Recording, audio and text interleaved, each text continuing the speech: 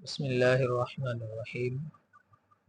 خوش نصیب بندگان خدا اپنی خوبصورت قربانیاں اللہ کی بارگاہ میں پیش کرنے والے ہیں۔ مشرکین عرب جب قربانی کیا کرتے تھے تو وہ اپنی قربانیوں کا خون کعبۃ اللہ کی دیواروں پر پھینکتے تھے، اور اس سے ان کی غرض یہ ہوتی تھی کہ اللہ کو پتہ چل جائے کہ ہم نے قربانی کی ہے، اللہ قبول کر لے۔ جب اسلام کا سنہرا دور آیا، رسول اللہ صلی اللہ علیہ وسلم اور آپ کے صحابہ نے قربانیاں کی، تو اللہ تعالیٰ نے قرآن مجید کے اندر ارشاد فرمایا لن ینال اللہ لحومها ولا دماؤها ولکن ینالہ التقوی منکم۔ اللہ کی بارگاہ میں قربانیوں کے نہ تو گوشت پہنچتے ہیں نہ خون پہنچتے ہیں، بلکہ اس کی بارگاہ میں تو تمہارا تقوی حاضر ہوتا ہے، تم کتنے اخلاص سے اس کی بارگاہ میں اپنی قربانیاں پیش کرتے ہو وہ یہ دیکھتا ہے۔ لاکھوں لاکھ روپے لگا کر بھی اگر دکھاوا اور ریا مقصود ہے تو وہ کسی کام کے نہیں ہیں، اور اگر ایک سستا سا حصہ بھی ڈالا ہوا ہے اور دل میں اس مالک بے نیاز کی محبت موجزن ہے، آخرت کا ثواب پیش نظر ہے، دنیا کی واہ واہ بالکل بھی مطلوب نہیں، تو سبحان اللہ قربانی کی سب فضیلتوں کا بندہ حقدار بن جاتا ہے۔ یعنی یہاں جو فرمایا کہ اللہ کی بارگاہ میں تقوی پہنچتا ہے، اگر ہم غور کریں، جب ہم جانور کو خریدنے کی بات چیت کر رہے ہوتے ہیں، لوگ ہمیں دیکھ رہے ہوتے ہیں، ہمارے گھر والے ہمارے ارادے پر مطلع ہوتے ہیں، ہم جانور لینے کے لیے منڈی میں پہنچ جاتے ہیں، لوگ ہمیں دیکھ رہے ہیں، حاجی صاحب اتنے لاکھ کا جانور لے رہے ہیں، چوری صاحب فلاں جانور پسند کر رہے ہیں، فلاں صاحب فلاں جانور پسند کر رہے ہیں۔ اب ہم جانور لے کر جب واپس آتے ہیں، اپنے محلے میں پہنچتے ہیں، لوگ دیکھتے ہیں کیسا خوبصورت جانور لائے ہیں، لوگ ہم سے اس کا ریٹ پوچھتے ہیں، ہم اس کی دیکھ بھال کرتے ہیں، لوگ دیکھ رہے ہیں، ہم اس کی خدمت کرتے ہیں، لوگ دیکھ رہے ہیں، ہم اس کو نہلا رہے ہیں، لوگ دیکھ رہے ہیں، ہم اس کو گھما رہے ہیں، لوگ دیکھ رہے ہیں۔ 2 دن 4 دن 8 دن جتنے بھی دن عید میں باقی ہیں، ہم جو بھی اس کے ساتھ نیکی اور بھلائی کرتے ہیں وہ دنیا کے سامنے ہے، حتیٰ کہ جب وقت آتا ہے اس کو ذبح کرنے کا، قصاب کو بلایا جاتا ہے، مجمع لگا ہوتا ہے، لوگ دیکھ رہے ہوتے ہیں، چھری چل گئی، جانور ذبح ہو گیا، گوشت بن گیا، گوشت پک گیا، گوشت کھایا گیا، گوشت تقسیم ہو گیا، دنیا دیکھ رہی ہے۔ اس سارے عمل میں دنیا ہمارا عمل دیکھ رہی ہے، ایک چیز وہ ہے جو ہمارے اور ہمارے رب کے درمیان ہے، جسے کوئی نہیں دیکھ رہا، اور وہ دل کا تقوی ہے۔ رب فرماتا ہے یہ سارا عمل، تمہاری کوشش، تمہاری قربانیوں کے خون، تمہاری قربانیوں کے گوشت، یہ مجھ تک نہیں پہنچتے، وَلَكِنْ يَنَالُهُ التَّقْوَى مِنْكُمْ، بلکہ مجھ تک تو تمہارے دل کا تقوی پہنچتا ہے۔ یعنی دنیا نے سب کچھ دیکھا، لیکن جو تقوی تھا اس کو صرف مولا نے دیکھا، اس کو صرف ارحم الراحمین نے دیکھا، اکرم الاکرمین نے دیکھا، مالک بے نیاز نے دیکھا۔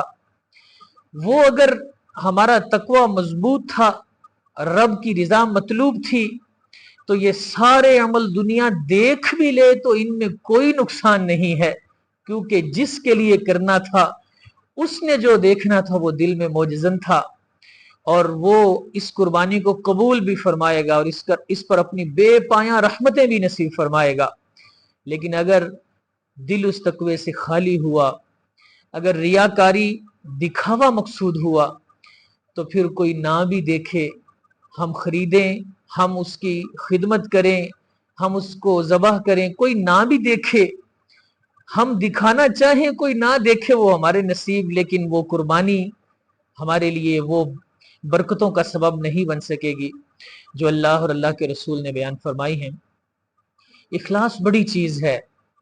جس درخت پر پھل نہ ہونا، اس درخت سے لوگ اس طرح محبت نہیں کرتے، اس کے پاس لوگ اتنی امنگوں کے ساتھ نہیں جاتے، جس پھول میں خوشبو نہ ہو اس کو لوگ نکلی پھول سمجھتے ہیں، कागजी फूल समझते हैं, लेकिन जिस फूल में खुशबू हो वो फूल बड़ा कीमती होता है। इखलास भी अमल के अंदर ऐसे ही है जैसे फूल के अंदर खुशबू होती है। जो दरख्त खुश्क हो जाता है ना, उसको जला दिया जाता है, और जिस अमल में इखलास की तरावट ना हो वो अमल भी आग के लायक हो सकता है। इखलास बहुत ज़रूरी है। हज़रत सैयदना इब्राहीम अलैहिस्सलाम के इखलास पर कुर्बान जाएं। कोई देखने वाला नहीं, कोई वीडियो बनाने वाला नहीं, कोई मूवी बनाने वाला नहीं, कोई अखबार में हज़रत इब्राहीम की तस्वीर लगाने वाला नहीं, कोई उनकी वाह वाह करने वाला नहीं, और कुर्बान क्या करने चले हैं? अल्लाहु अकबर। बुढ़ापे की उम्र में अल्लाह ने उनको इस्माईल अलैहिस्सलाम जैसा चांद जैसा शहजादा अता फरमाया। और अल्लाह के पैगंबर जब हजरत इस्माईल की गर्दन पर छुरी फेरने वाले थे ना, तो बाज़ रिवायतों में आता है आपने अल्लाह से अर्ज की, इलाही लकल हम्दु फिद दहरिल बाकी, मालिक करीम हमेशा हमेश तेरी ही हम्द है। तूने मुझे बुढ़ापे में ये बेटा दिया, ये भी तेरा करम था, और अब तूने इसके जरिए अगर मुझको आजमाया है, तो मौला अगर तेरी रजा इसी में है तो तेरा बंदा इसको भी कुर्बान करने के लिए हाजिर है। अल्लाह वालों के इखलास की बड़ी बात होती है। कुरान मजीद ने हमें तकवा का हुक्म दिया है। हमें कुर्बानी के पूरे अमल में तकवा का लिहाज करना चाहिए। जब हम जानवर खरीद रहे हैं, तकवा पेश नजर होना चाहिए। वहां भी अगर डंडी मारेंगे तो फिर देखने में कुर्बानी हो जाएगी, लेकिन रब की बारगाह में क्या किस जुमरे में जाती है ये रब ही जानता है। एक एक अमल पर हमें तकवा को मलहूज रखना चाहिए, इखलास को मलहूज रखना चाहिए। कुर्बानी करना बड़ी नेकी है, लेकिन कुर्बानी के बाद कुर्बानी जिस जगह की है उस जगह को साफ करना ये भी तकवा का तकाजा है। गरीबों को गोश्त देना ये भी तकवा का तकाजा है। मुसलमानों की अजियत से बचना ये भी तकवा का तकाजा है। किसी का दिल ना तोड़ना ये भी तकवा का तकाजा है। अपने घर को, अपनी गली को, अपने मोहल्ले को कुर्बानी की आलाइशों से पाक करना ये भी तकवा का तकाजा है। अगर लाखों लाख रुपए लगाकर जानवर खरीदा जा सकता है, कसाब को हजारों रुपए दिए जा सकते हैं, तो चंद 100 रुपए देकर मजदूर के जरिए कुर्बानी के बाकियात को भी उठवाया जा सकता है। ये भी तकवा का तकाजा है। इसलिए तकवा हर हाल में जरूरी है, और यही तकवा उस बारगाह में मोतबर है। जिसके पास ये दौलत होती है वो बड़ा दौलतमंद है, और जिसके पास ये दौलत नहीं है, उसके बैंक बैलेंस जितने मर्जी हों, तिजोरियां भरी भी हों, तो वो बेचारा खाली होता है। तकवा और इखलास यही हमारे असलाफ का मिजाज रहा है, और यही हमें उनकी सीरत से पता चलता है। हजरत अहमद बिन याहिया दिमश्की रहमतुल्लाह अलैह एक मरतबा अपने वालिदैन को कुरान मजीद सुना रहे थे। जब इस आयत पर पहुंचे ना, जब हजरत इस्माइल की कुर्बानी का जिक्र आया, तो वालिदैन के दिल में एक अजीब ईमानी कैफियत मौजूद हुई। वालिदा फरमाने लगी, या इलाहल आलमीन, मेरा एक ही इकलौता बेटा है, मालिक करीम, मैंने इस बेटे को तेरे नाम पे वक्फ कर दिया। जाहिर है बच्चों की गर्दनों पर अब छुरी चलाने की तो इजाजत नहीं है। हजरत अहमद बिन याहिया फरमाते, मेरी वालिदा ने मुझे अल्लाह के नाम पे वक्फ कर दिया। मैं अपने घर से निकला, मैं चलता चलता बलदुल अमीन शहर मक्का में जा पहुंचा। मैं मुद्दतें रहा मक्का में, इबादतें करता रहा, रियाजतें करता रहा, खिदमत दीन की जितनी तौफीक थी हासिल होती रही। एक मरतबा मेरा दिल किया कि मैं अपने वालिदैन को मिलूं तो सही, जियारत तो करूं। फरमाते हैं, जब मैं अपने घर वापस आया और आकर दरवाजा मैंने खटखटाया, तो अंदर से मेरी वालिदा ने पूछा, कौन है दरवाजे पर? मैंने कहा, आपका बेटा अहमद है, आपसे मिलने आया है।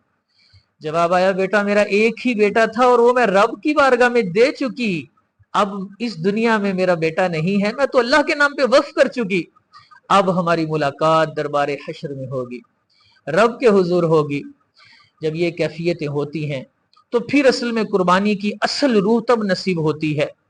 फिर इंसान को कुर्बानी दर्स दे जाती है कि लाखों लाख रुपए लगाकर रब के लिए कुर्बानी करने वाले, जरा 5 मिनट निकाल कर सजदा रेजी की सादत भी तो हासिल करना। जरा चंद मिनट के लिए दुकान बंद करके हय्या अलस सलाह का जवाब देना भी तो तुझ पे फर्ज बनता है। जरा अपने नफ्स की ख्वाहिशों को कुर्बान करके अपने रब के हुक्म की तामील करने का नाम भी तो कुर्बानी है, ये भी तो तुझे समझना पड़ेगा। तो ऐसी ही कुर्बानियां हैं जो बंदगाने खुदा का हिस्सा हैं। मौला ताला हम सबको ऐसी कुर्बानियां करने की तौफीक नसीब फरमाए। आमीन बिजाहिन नबी जिल अमीन सल्लल्लाहु ताला अलैहि वसल्लम।